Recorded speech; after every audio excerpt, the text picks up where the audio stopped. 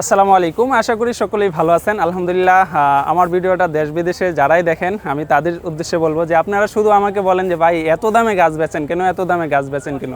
দেখেন আমরা কিন্তু দামে গাছ বেচিও না, আমরা দামে গাছ কিনেও। দেখেন এই রামবুটান গাছটা আমরা আজকে প্রায় 41-42 হাজার টাকা দিয়ে কিনলাম। এখানে 35টা ফল আছে, মানে একটা ফলের দাম 1000-এর উপরে পড়ে গেছে।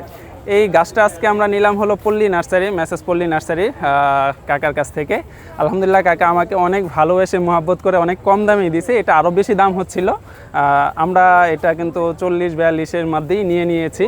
কাকা আমাকে অনেক মহব্বত করে, যার জন্য এই গাছটা আমার পক্ষে নেওয়া সম্ভব হয়েছে, নাহলে এটা আরও 50-60 দাম হচ্ছিল। যাই হোক, আপনারা যারা অপবাদ দেন আমাদেরকে যে আমরা এত দামে গাছ বেচি কেন, একটা ফলের দাম এত হয় কিনা, আমরা গাছ কিনেও। সুতরাং ভালো জিনিস ভালো দাম দিয়ে আপনাকে কিনতে হবে কিন্তু।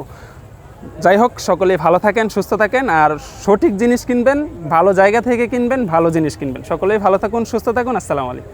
বলো দাওয়াত করে বলি নার্সারিতে আসার জন্য। নাইডাস পল্লী নার্সারি নাম কইলাম।